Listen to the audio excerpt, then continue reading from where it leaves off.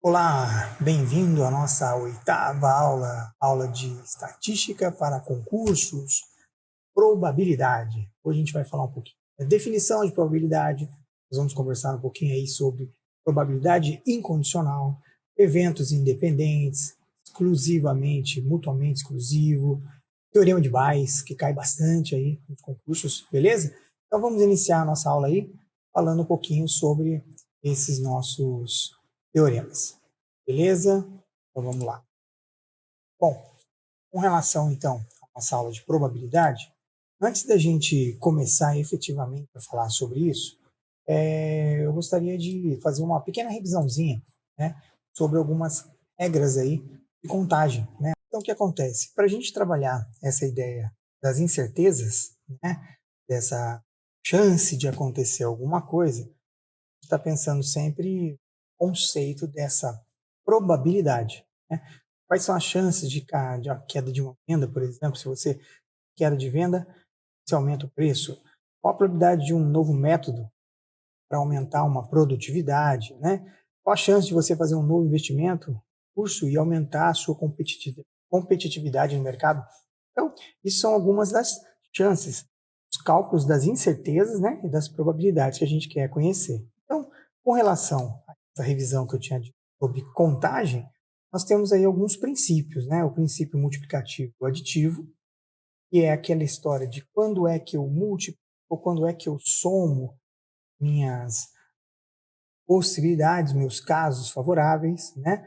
Permutação, arranjo, combinação. Então, a gente vai dar uma passada rapidamente sobre esses conceitos, fazendo uma revisãozinha aí, para que a gente possa ter sequência no nosso estudo de probabilidade, ok?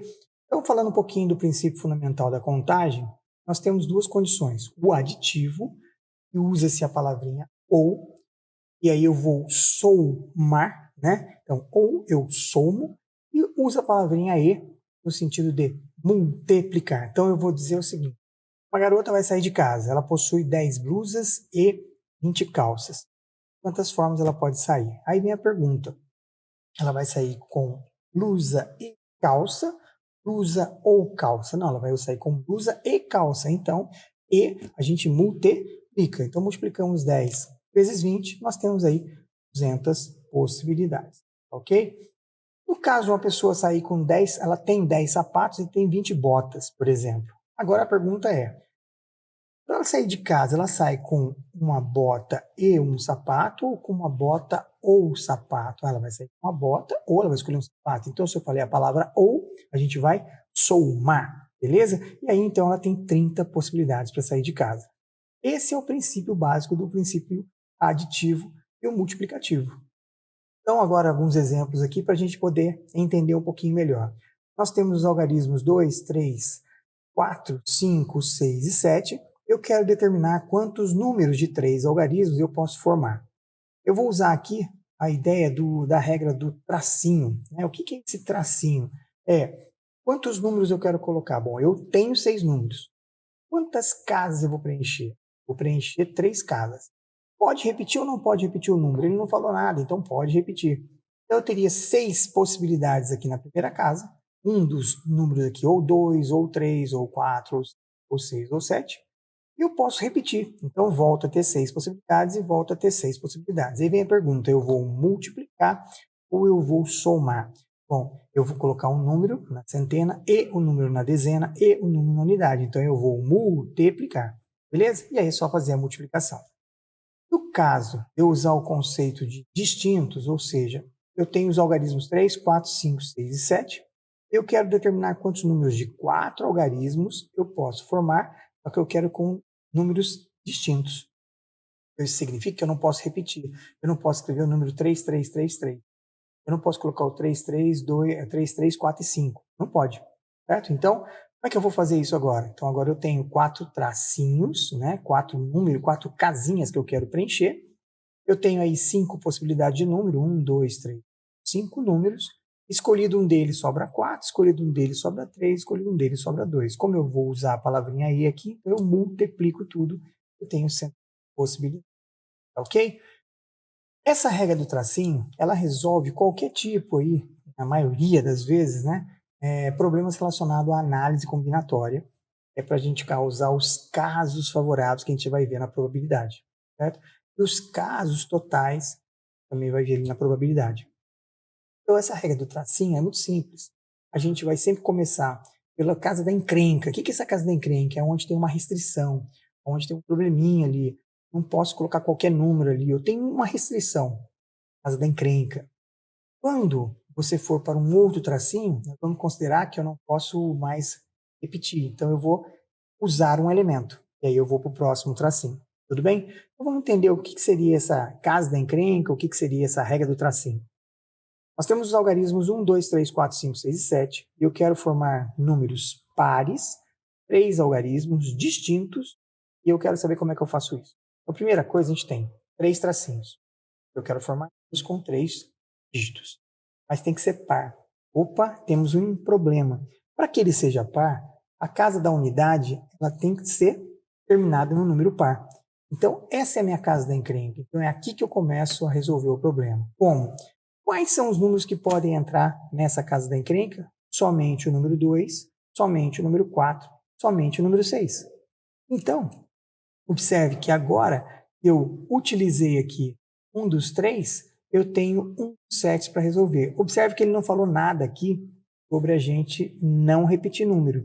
Então, como nesse exemplo eu posso repetir número, então eu tenho só 3 possibilidades para entrar aqui na casa da unidade. Porém, eu tenho 7. Então, eu só vou multiplicar tudo isso aqui e acabou. Descubro quantas possibilidades eu tenho. Beleza? Só que, às vezes, eu tenho um problema quando tem a questão de ser distintos. Eu tenho o número 1, 2, 3, 4, 5, 7, 9. E eu quero determinar agora quantos números pares de 4 algarismos distintos eu posso formar. Nesse caso, eu tenho aí 4 tracinhos. A minha casa da encrenca só pode entrar agora o 2 ou o 4, tem que ser par. E aí, quando eu escolher um deles, o que acontece? Agora vem a dica, hein? Quando for para o outro tracinho, considerar que você já usou um elemento. Então, se eu escolhi um dos dois números, ou 2 ou 4, ele não volta mais. Então, do meu total de 7, eu já usei 1. Então, sobrou 6. E aí, agora eu vou usar 1, sobra 5, vou usar 1, sobra 4. Multiplica tudo isso e nós achamos as possibilidades. Edu, está um pouco meio rápido aí essa revisão. Essa revisão é revisão rápida mesmo. É só para você depois, em determinado momento, ir lá num vídeo do YouTube, análise combinatória. Se você tiver dificuldade, estudar um pouquinho mais, tá? Mas para nós aqui, eu preciso que você tenha só esse lembrete dos princípios, principalmente aditivo e do princípio multiplicativo, e com relação aí à questão dos casos, vai tentar descobrir os casos favoráveis, utilizando a regra do tracinho, beleza? Então, nós temos aí estacionamento, um exemplo bem legalzinho para a gente pensar nessa questão, somo ou eu multiplico, né? Tem um estacionamento que tem exatamente 4 carros, cujas suas chaves ficam guardadas numa caixa na guarita. O manobrista do estacionamento não se lembra qual é a chave de cada carro, mas ele sabe que nenhuma delas abre mais de um carro. E também não há carro que possa ser aberto por mais de uma chave. Assim, ele caminha em direção dos carros com as 4 chaves na mão, para descobrir qual chave ele abre, qual carro, por meio de tentativas, ele vai se perguntar: qual seria o maior número, o número máximo de tentativas que ele teria que fazer para se saber qual é a chave de cada carro. Então vamos pensar que ele é o cara mais azarado do mundo. Tem 4 carros, ele tem 4 chaves. Ele é o cara mais azarado do mundo. Para o primeiro carro, ele tem que fazer quantas tentativas? 3. Por que 3, Edu? Tentou a primeira, tentou a segunda, tentou a terceira, a quarta abre. Tudo bem? Entendi. 4 carros, 3 tentativas, porque a próxima é ela. O cara mais azarado do mundo. Pronto. Próximo carro, tem 3 carros. Quantas chaves ele precisa usar? Quantas tentativas ele tem que fazer? Só 2, porque ele fez a primeira, fez a segunda, a terceira, ele mata. Então ele fez 3 tentativas na primeira, fez 2 tentativas, agora ele faz uma tentativa. E a pergunta é, ele vai somar ou ele vai multiplicar? Edu, nesse caso, qualquer um dos dois está valendo. Multiplicar ou somar dá o mesmo resultado. Sim, mas nesse caso aqui, a palavra certa é somar, porque ele pode fazer 3 tentativas, ou fazer 2 tentativas, ou fazer uma tentativa. Então, no somatório das 6 tentativas, ele abre todos os carros, sabe a chave de cada um dos carros. Beleza? Então fica bem claro aqui, não é porque 3 vezes 2 vezes 1 dá 6 e o princípio é o multiplicativo. Não, o princípio é o aditivo. Ele escolhe 3 tentativas para um carro, ou ele vai 2 tentativas para o próximo carro, ou tentativa para o próximo. Legal? Beleza? Então, agora, propriamente dito, vamos começar a falar um pouquinho sobre probabilidade. Edu, permutação, arranjo, combinação, tudo regra do tracinho. Edu, mas tem umas fórmulas lá, regra do tracinho. Edu, mas tem fórmula. Aí a gente tem visão, né, análise combinatória, porque não é o nosso conceito aqui estudar probabilidade. Beleza? Mas dentro dos exercícios, à medida que for necessário, eu dou uma dica para vocês aqui. Legal? Então vamos pensar o seguinte, essa tal da probabilidade. A gente tem que pensar um experimento aleatório. Probabilidade é a chance de algo acontecer sem que eu direcione. É aleatório. Então, vamos pegar um exemplo aqui. O Vitor foi comprar uma moto numa revendedora e encontrou do modelo que procurava 4 motos pretas, 2 vermelhas e uma branca. Como gostava das 3 cores e sabia que a única diferença entre elas seria a cor, ele decidiu pegar uma chave qualquer. Aleatoriamente, ele pegou uma chave e a moto que ele vai levar. Então, pergunta: a chave foi tomada ao acaso? Se foi, Vitor poderia saber a cor da moto que ele compraria? Então, interrogação aí, certo? Então, vamos pensar o seguinte: quanto à cor da moto, é possível escrever todas as possibilidades de resultado de uma ação de forma casual? Alguns questionamentos. Era maior a chance do Vitor comprar a moto branca ou a moto preta? Então, todos esses questionamentos que a gente coloca aqui são situações do qual a gente está analisando a probabilidade de algo acontecer. É um evento aleatório ou não? Se é um evento aleatório, sua chance ela é igual, ela tem a mesma chance de acontecer. Se ela for direcionada, iniciada, a chance aumenta, mas continua sendo probabilidade. Tá? Então vamos entender o que seria essa lógica de probabilidade. O experimento ele vai ser aleatório quando você, fazendo ele repetidas vezes, sob as mesmas condições, não se apresenta resultados diferentes. Tá? Então, assim, vamos pegar aqui uma moeda, cara ou coroa. Joguei. Qual é a chance de cair cara ou qual é a chance de cair coroa? Quando você lança uma moeda, por exemplo, saiu cara. Olhei, olhando cara. Lancei a segunda, cara de novo. Lancei a terceira, cara de novo. Espera aí. Quando eu começar a lançar isso muitas e muitas e muitas e muitas vezes, você vai ver que a chance de cair cara e a chance de cair coroa, ela passa a ter quase o mesmo resultado. Ela tende a ter uma lógica. E aí o que acontece? A chance de cair cara e a chance de cair coroa seria em torno de 50% para cada um. Se você fizer esse experimento repetidas vezes, você vai ver que vai ficar uma 49, a outra 51, mas muito próximo de 50%. Tudo bem? Então isso é um experimento aleatório. Edu, espaço amostral é o meu total de casos. É um espaço amostral de um experimento aleatório. Normalmente a gente escreve como letra E, né, de espaço, ou S de space, depende do livro, né, que está em português ou inglês. É o conjunto de todos os resultados possíveis no experimento. Então, lançar um dado. Quantos são? Qual é o meu espaço amostral? Ou sai o número 1, ou o número 2, ou 3, ou 4, ou 5, ou 6. Então, tem 6 elementos, ou seja, 6 possíveis casos. Lançar uma moeda, 2 casos, ou é cara ou é coroa. Nascimento de um filho, 2 casos, ou feminino, certo? Então, espaço amostral são todas as possibilidades que a gente tem no experimento. O que é um evento? Evento é qualquer subconjunto desse espaço amostral, geralmente denotado por letras do alfabeto. E o que significa o evento? A gente vai chamar de caso favorável. É aquilo que você quer, é aquilo que o examinador está pedindo. Tá? Então, lançar uma moeda, sair cara, O que eu quero é cara. Então, uma possibilidade. Qual é o meu espaço amostral? Lançar um dado e sair o número 2. Qual que é a chance de sair o número 2? Qual que é o meu evento? O meu evento é sair o número 2. Então, um exemplo aí, ó, quando você joga um dado para cima, né, você tem os números, o evento nosso, o espaço amostral nosso é 1, 2, 3, 4, 5, 6. O nosso evento, por exemplo, eu quero um número par, 2, 4, 6. E aí eu tenho, então, a condição da quantidade de elementos que eu tenho no meu evento, a condição de casos favoráveis, é 3. E do meu espaço amostral, é 6. E esses dois conceitos vão fazer o quê? Vão me dar a chance da gente efetuar uma coisa chamada cálculo de probabilidade, ou chance de acontecer algo.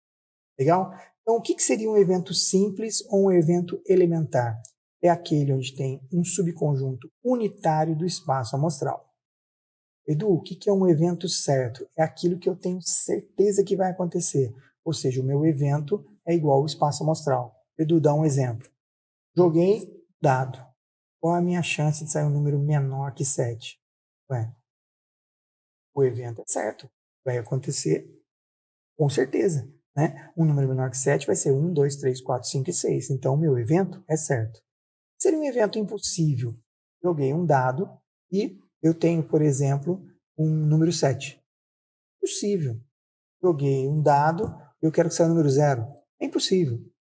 Certo? Eu joguei um dado, eu quero que saia um número primo maior que 5. Impossível. Então, é um conjunto que a gente chama de subconjunto vazio do espaço amostral. Tá? Então, agora nós vamos pensar o seguinte. Vamos lançar dois dados. Vamos considerar só aquelas faces voltadas para cima. Bem, tipo ali eu estou lendo o 5 e o 4. Quando você lança dois dados, quantos elementos tem no nosso espaço amostral? Então, agora aqui a gente tem que parar e pensar um pouquinho. Nós queremos calcular qual é o total de elementos do nosso espaço amostral. Lançar um dado, eu tenho 6 possibilidades. Lançar um segundo dado, eu também tenho 6 possibilidades. Como eu vou lançar um dado e um segundo dado, opa, regra do tracinho. Quantas possibilidades eu tenho? 6 vezes 6, 36. Entendi, Ledu. Por isso que você falou lá da questão mais combinatória, do tracinho, princípio multiplicativo, do princípio. Exatamente. Edu, qual seria esse meu espaço amostral? Então, eu posso escrever para você aqui o 1, 1, saiu 1 no dado vermelho e 1 no dado verde, por exemplo, aqui. 2. Edu, o 1, 2 e o 2, 1 são duas coisas distintas? São, porque eu estou lançando um primeiro dado e eu estou lançando um segundo dado. E aí são coisas distintas. Tá? Então, no total aqui, observe que se eu contar 1, 2, 3, 4, 5, 6 casos, 2, 3, 4, 5, 6 casos, eu tenho aqui 36 possibilidades de elementos que vão gerar o nosso espaço amostral. Agora eu quero um caso favorável, eu quero um evento. O que é o evento? Nesses casos todos aqui, a soma dos números das faces é superior a 8. Beleza? Então o que a gente vai fazer nesse caso agora? Então veja bem, ó. De todos esses casos que estão aqui, quando que a soma vai dar 8? 1 teria que ser 7. Tem como? 2 a 6. 2 com 6, eu até posso. Concorda? Mas eu quero que seja maior que 8. 2 com 6 não dá. 3 com 6, 3 maior que 8. 3 com 7, não tem. Então agora vamos para o 4. 4 com quem? Com 5. 4 com 6. Agora vou para o 5. 5, 4, 5. 5 com 6. 6, 3, 6 soma com 4, 6 soma com 6 soma com 6. Observe que do total de 36, os meus casos favoráveis aqui, o que eu quero, são 10 elementos. Tá? Então, isso chama-se espaço amostral, o 36, e o A, número de elementos de A, é o evento. Aquilo que eu quero é o caso favorável, aquilo que me interessa. Beleza? O produto do número das faces superiores aqui, assim, vai dar 28. Quando que eu teria 28? 7 vezes 4. Eu não tenho 7 no dado. Eu não tenho 7 no dado. Evento impossível. Não tem como, correto? Não tem como a gente resolver isso. Impossível. Então, evento impossível. Legal. Chegamos, então, à definição de probabilidade. Tá? Qual seria a ideia de probabilidade? Quando você tem a mesma chance de ocorrer um evento simples num espaço amostral finito, nós vamos denominar esse espaço amostral como equiprovável, ou seja, eu tenho a mesma chance em um espaço amostral equiprovável. A probabilidade de ocorrência de um evento A, nós vamos indicar por P, probabilidade do evento A, é a razão, ou seja, a divisão entre o número de elementos do evento e o número de elementos do meu espaço amostral. Tudo bem? Simplificando isso, o que eu quero é quais são os meus casos favoráveis, aquilo que o examinador está pedindo, e pelo total de casos. Então, isso é probabilidade. Isso vai me dar uma resposta decimal ou em fator fração. Se eu quiser essa resposta em percentual, a gente faz a divisão, multiplica por 100. Tudo bem? Então, por exemplo, se deu probabilidade de ocorrer uma moeda ser lançada e sair coroa, é 1 em 2. Então, meio. Eu quero isso em percentual. Divido por 2 e multiplicamos por 100, ou seja, 50%. Beleza? Tudo bem? E aí, agora, nós vamos pegar alguns exemplos para entender essa lógica da probabilidade. Nós vamos ter um casal aí que quer ter 2 filhos. O primeiro filho vai ser, por exemplo, do sexo masculino ou do sexo feminino. Não sabemos. O segundo filho também pode ser de um dos dois. Qual é a chance? Qual é a probabilidade que existe desse casal ter 2 filhos do sexo masculino? Então, agora a gente vai começar a resolver probabilidade. Como é que a gente faz isso? Primeiro, nós vamos ter 2 filhos. Qual vai ser meu espaço amostral? Regra do tracinho, nós vamos estar multiplicando, né? Possibilidade 1, 2, vezes a possibilidade 2. Sai homem ou mulher? 2. Sai homem ou mulher? 2. 2 vezes 2, 4. Então, eu tenho 4 possibilidades. Eu vou mostrar para vocês aqui, a gente chama de árvore das possibilidades. Então, por exemplo, pode ser nascer um homem e na sequência, eu não sei, homem ou mulher. Então pode nascer um homem de novo. Ou podia ser uma mulher. Não, o primeiro filho, mulher. E aí vai nascer o segundo. Pode ser homem ou mulher. Então nasceu homem ou nasceu mulher. Quais são os casos que a gente tem aqui então? Qual é a chance desse casal ter 2 filhos do sexo masculino? Eu tenho 4 possibilidades. Ó, nascer homem, homem, homem, mulher, ou mulher e homem, e mulher, mulher. Qual é a chance de nascer? Então, total. Quais são os total de casos? 4. Casos favoráveis. O que é aquilo que eu quero? Nascer homem e nascer homem. Então, só tem uma possibilidade. É essa aqui. Correto? Qual é a probabilidade disso acontecer? Nós vamos dividir, então, 1 por 4. Ou a gente pode escrever como 25%. Tudo bem? Então, isso é o cálculo da probabilidade, é o cálculo da chance de algo acontecer. Legal? Nós temos aqui algumas consequências dessa definição.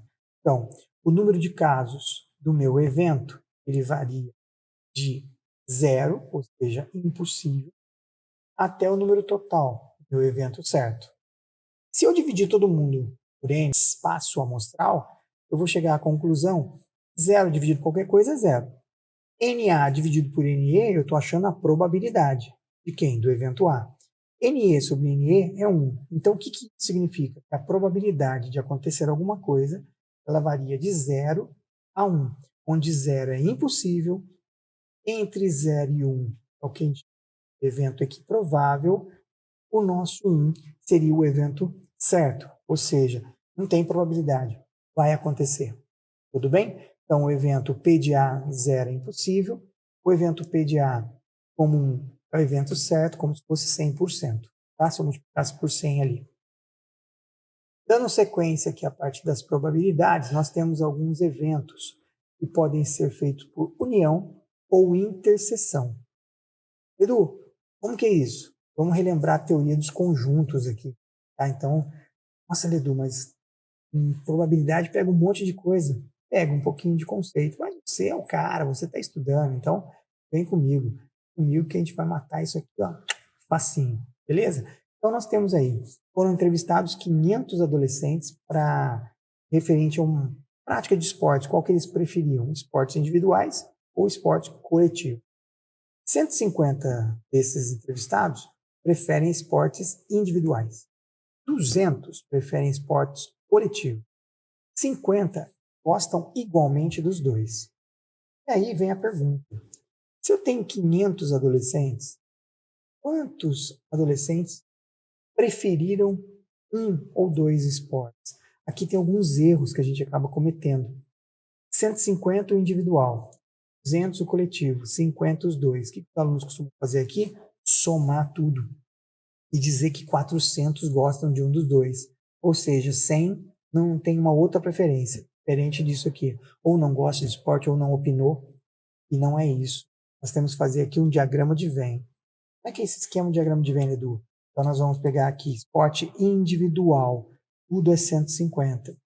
O esporte coletivo, todo ele é 200. Observe que aqui, nesse espaço, tem gente que escolheu o individual e tem gente que escolheu o coletivo. Então, nesse pedacinho aqui, o que acontece? Eu tenho que começar o meu problema de dentro para fora. Como assim de dentro para fora, Edu? Veja bem, 50 pessoas escolheram os dois.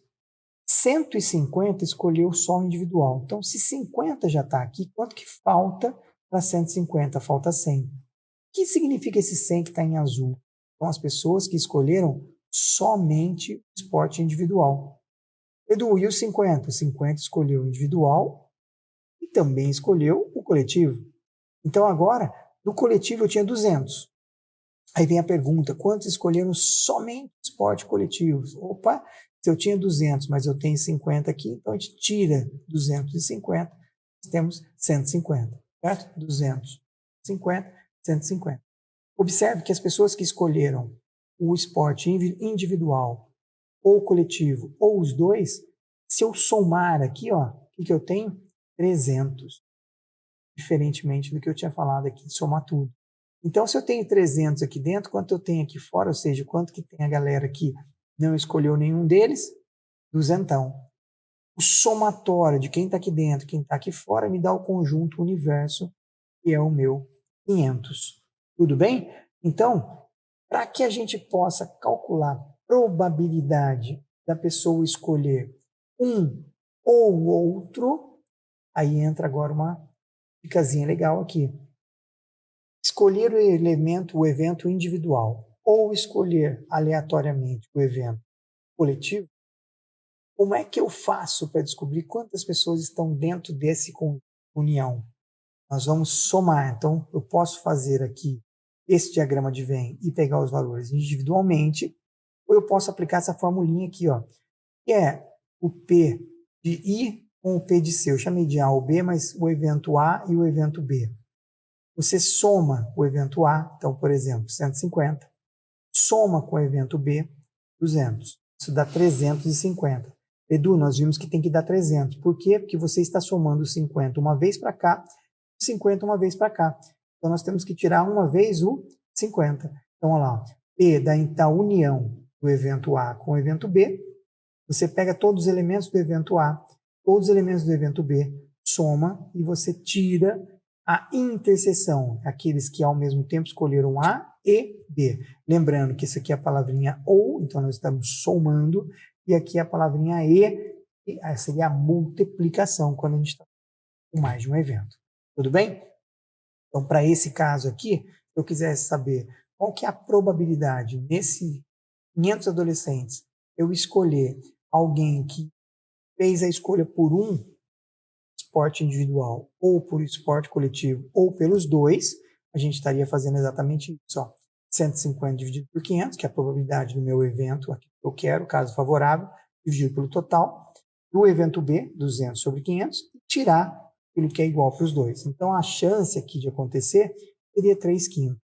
Se a gente quisesse saber em percentual, a gente dividiria 3 por 5, que é 0,6, vezes 100, teria 60% de chance de a gente escolher aleatoriamente uma pessoa dentro desses 500 e a chance deles ter escolhido um esporte individual ou um esporte coletivo ou os dois seria de 60% ou 3 quintos. Legal? Tudo bem? Então, dentro dessa lógica dos eventos união dos eventos interseção, ou seja, que junta e acontece nos dois ao mesmo tempo, existe um tipo de evento chamado mutuamente exclusivo. O que é esse evento mutuamente exclusivo? Nossa, Ledu, que nome estranho. Mutuamente exclusivo significa assim, ó, tem dois conjuntos. Esses dois conjuntos são distintos, são disjuntos. Como assim? Conjunto do par, número par. Conjunto do número ímpar, número ímpar. Pergunta, existe algum número par e é ímpar? Não. São dois conjuntos que são disjuntos. Como é que a gente representa isso? A interseção entre eles existe. Tá? É evento impossível. Não tem como. Então, aqui a gente coloca como conjunto vazio, certo? Aí, como a gente sabe, isso aqui, quando a gente está falando da interseção, isso é impossível, e o número de elementos que a gente vai ter ali é zero, então a gente pode pegar aquela formulinha anterior da união e eu faço o seguinte, ó, como isso aqui é zero, quando eu tiver eventos mutuamente exclusivos, eu somo o primeiro conjunto com o segundo conjunto e acabou. Não preciso subtrair a interseção. Por quê? Porque essa interseção aqui ela não existe. Ela é zero. Tá? O conjunto é vazio e o número de elementos é zero. Então a probabilidade vai ser zero. Tá ok? Bem? Então vamos lá. O nosso próximo conceito aqui seria a probabilidade condicional. Edu, o que é probabilidade condicional? Primeiro aqui a gente vai olhar com um pouco mais de carinho, porque os concursos adoram esse tipo de probabilidade. Eu vou dar um exemplo aqui e na sequência a gente explica melhor. Tá? Então, um casal deseja ter 2 filhos, além do primogênito. Então, ele quer ter 2 filhos além do primogênito. Quer dizer que ele já teve um filho, o primeiro filho. Primogênito, o primeiro filho. Ele deseja ter 2 filhos, além dele. Então, ele vai ter 3. Certo? O primeiro já tem, ele quer ter 2 além daquele primeiro. Qual é a probabilidade de terem 3 meninos se o primeiro filho é do sexo masculino? Veja bem. Por que isso aqui chama-se probabilidade condicional? Porque vocês dão uma condição. Se eu não tivesse falado nada, quero que um casal tenha 3 filhos e eu quero saber qual é a probabilidade de ser 3 meninos. Qual é o meu espaço amostral? Minha chance é 2. Segundo, 2. Terceiro, 2. Então, 2 vezes 2 vezes 2, eu teria 8 possibilidades. Nascer menino, menino, menino, só tem uma chance. Então, 1 em 8. Isso seria a probabilidade onde eu pergunto, 3 crianças nascem, qual é a chance de nascer 3 meninos? Perfeito. Porém, aqui eu coloquei uma condição. Eu diminuí o meu espaço amostral. Porque eu quero saber qual é a chance de eu ter 2 filhos, sabendo que o primeiro é do sexo masculino. Eu já garanti uma parte do problema. Qual vai ser meu espaço amostral agora? Não é mais o meu espaço amostral, não é mais 8. Veja bem, o espaço amostral era 8. Chance de nascer era 1. Só que agora, como eu já conheço o primogênito, eu coloquei uma condição para você. Eu disse que o primogênito é do sexo masculino. Então agora o meu novo espaço amostral passou a ter 4 elementos somente, 4 possibilidades. Então a minha probabilidade aqui agora vai ser o seguinte, esse A barra B significa probabilidade condicional. O que significa A barra B? Evento A está condicionado ao fato do evento B já ter ocorrido. Então o que é o meu evento A? Meu evento A agora aqui seria calcular a probabilidade de terem 3 meninos, dado que o primeiro é menino. Então, meu evento A é nascer menino, sabendo que o primeiro é menino. Então, nesse momento, o que eu fiz? A probabilidade vai ser 1/4. Por quê? Já tem um menino, que nascer menino no segundo, menino no terceiro. Então, quantas possibilidades eu tenho agora? Só 4. 2 vezes 2. Qual a chance de nascer homem em homem? 1. Então, 1/4. Bom, assim ficou muito simplório, né, Ledu? Mostra pra gente aí a ideia do que você está fazendo. Então, a ideia que eu estou fazendo aqui é a seguinte. Probabilidade, isso aqui é uma formulinha, tá? Probabilidade de acontecer um evento A, já sabendo que o B ocorreu, seria o número de casos onde eu tenho o A e o B, dividido pelo número de elementos do evento B, daquilo que eu já sei que ocorreu. Bem, se nós dividíssemos tudo aqui em número de casos, tudo pelo nosso espaço amostral, nós íamos chegar então, eu troco isso agora de número de elementos por probabilidade. De número de elementos por probabilidade. Então, o número de elementos do A inter B dividido pelo espaço amostral é a mesma coisa que a probabilidade de ocorrer esse evento, ou seja, a probabilidade de ocorrer o evento A e o evento B. E aqui eu tenho a probabilidade de ocorrer o evento B. Então, voltando para o nosso exercício aqui, aplicando a formulinha, porque eu não curto muito fórmula, eu preciso daquele outro jeito lá que eu acho bem mais simples. Mas o que ele está dizendo aqui? Ó? Qual é a chance de nascer o evento? O evento é nascer 3 meninos. Qual é a chance do evento B? Sabendo que o primeiro é menino. Então, a chance é 1 em 8. Isso, para a probabilidade de acontecer 3 meninos, 1 no espaço amostral P, ou seja, ter menino, total de 8. Legal. Qual é a chance, caso aqui, de ser menino? A chance de ser menino é meio. Então, se eu pegar isso e dividir por isso, aqui dá 1/4, que é a nossa resposta anterior. Particularmente, eu prefiro desse jeito. Por quê? É que eu pego já, eu conheço meu espaço amostral todo, eu sei quem vai ser o nosso novo espaço amostral e eu sei quem é o meu evento. Então, aqui a probabilidade de acontecer um evento A é nascer 2 meninos, já sabendo nascer 3 meninos, já sabendo que o menino foi nascido, primeiro, ficou muito mais simples por aqui. Isso é uma questão, sim, eu gosto mais por aqui, mas tem gente que prefere as fórmulas, tá? Então, apresentando a fórmula aqui, eu posso criar ou apresentar para você o princípio multiplicativo. Como é que eu descubro o P de um evento A e acontecer um evento B? É só você pegar esse PB e passar multiplicando. Então, seria o PB multiplica o P do evento A, sabendo que aconteceu o B. Isso aqui vai ser importante para o nosso próximo conceito, que é o teorema de Bayes, tá? Mas vamos que vamos aqui para dar sequência nessa probabilidade que a gente está trabalhando de condicional, tá? Eventos independentes. Um evento acontece independente de um outro evento acontecer. Eu sempre gosto muito de mostrar aqui alguns exemplos. Então, o que é dois eventos A e B sendo independentes? Se a ocorrência de um deles não afetar a ocorrência do outro, então eles são independentes. Posso escrever isso, ó. P de A conhecendo B. P de A condicional B. Se der o evento A, o B é independente. P de B conhecendo A. Se der o próprio B, ele é independente. Então, o que significa essa multiplicação do P de A vezes o P de B?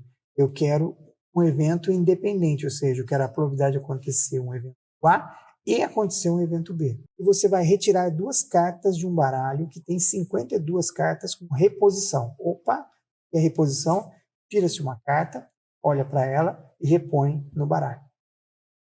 A probabilidade da primeira ser dama e a segunda em 10 será superior a 5? Então, por exemplo, no concurso, tá? Eu posso afirmar, será superior a 5.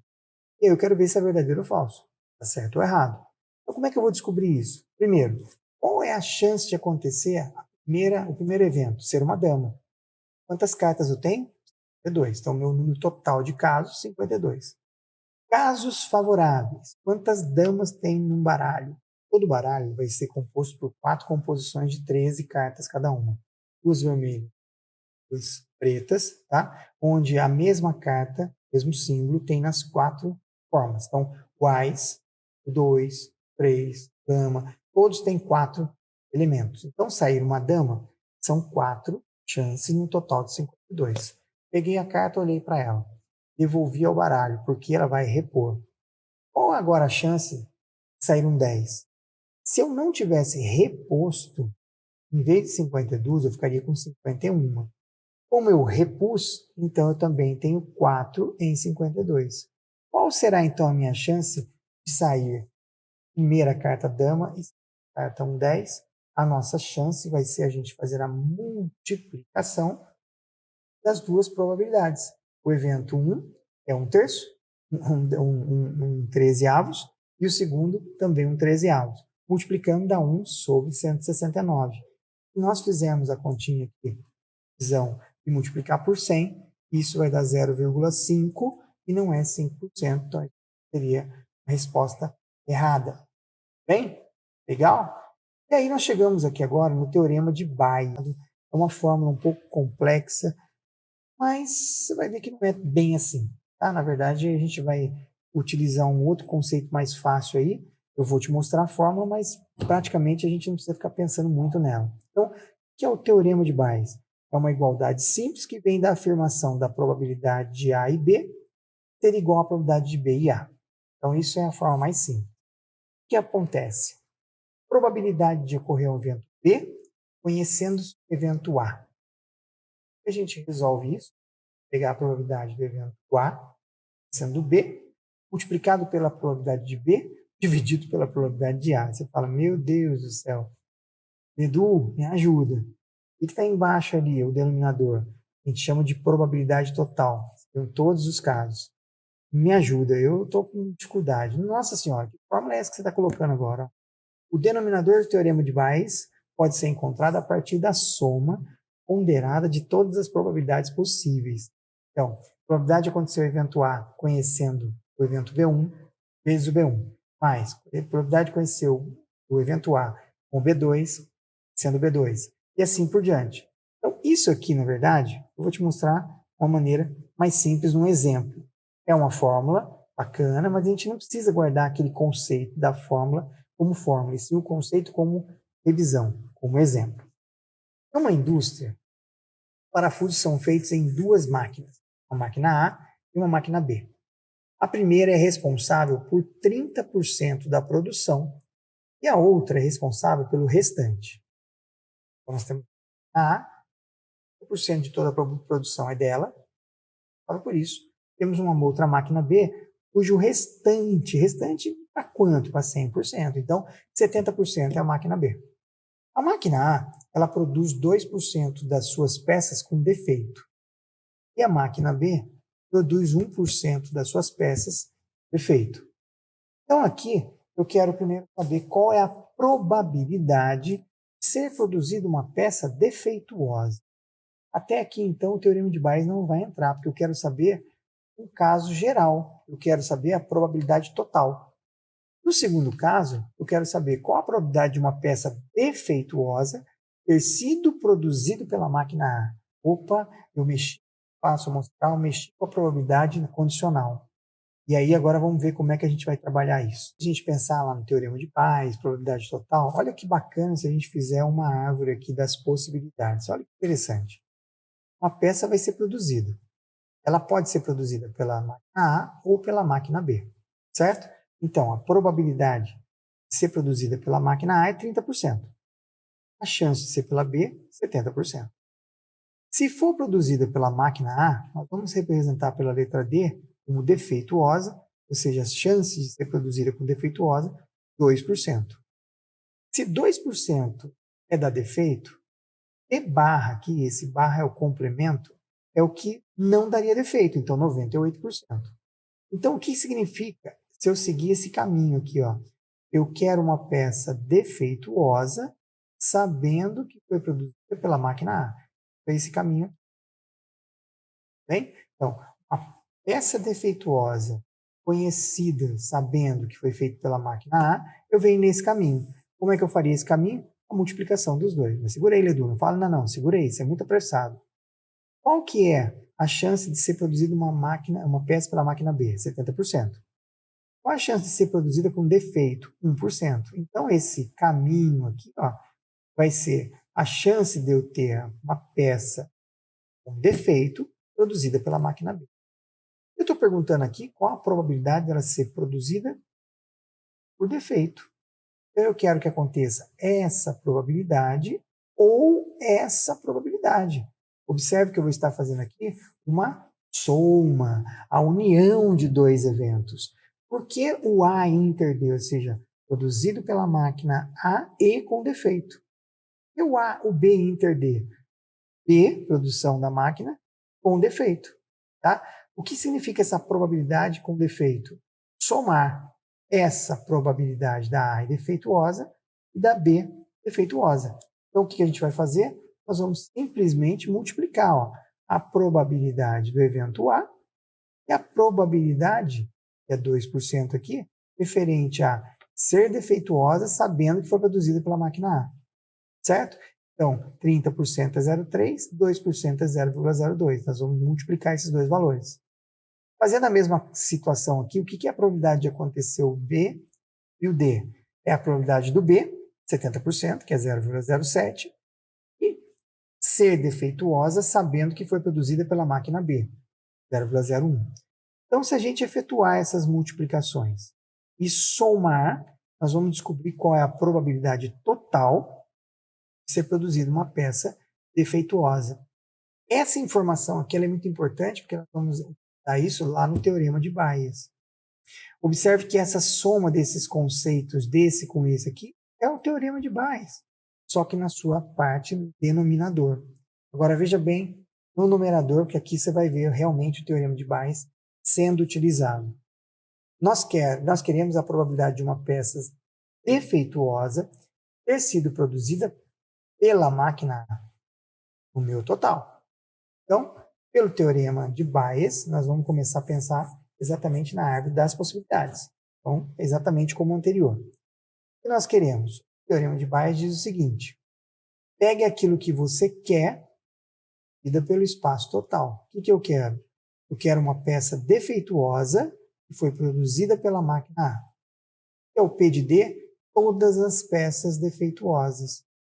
Então, o teorema de Bayes está pedindo para você calcular o meu total, ou seja, desse evento D aqui, de ser defeituosa, e aqui em cima, nessa parte de cima, sempre vai aparecer uma das de baixo. Eu quero o evento A, então eu peguei o evento A. No caso aqui seria a máquina A. Se eu quisesse pela máquina B, o que eu ia colocar aqui em cima é justamente esse conceito, P de B. Nossa, Lidu, é muito mais simples, E se a gente tirar então esses conceitos todos daqui, a gente jogando fórmula fica mais simples, Eu não quero uma peça defeituosa ter sido pela máquina A, então nós vamos pegar essa multiplicação, quem é a peça defeituosa, e multiplicado, produzida pela peça A, 30 vezes 2, só que a gente vai multiplicar como percentual, então 0,030 vezes 0,02. Legal. E aqui é o meu D, defeituoso, que a gente já calculou ali anteriormente no item A.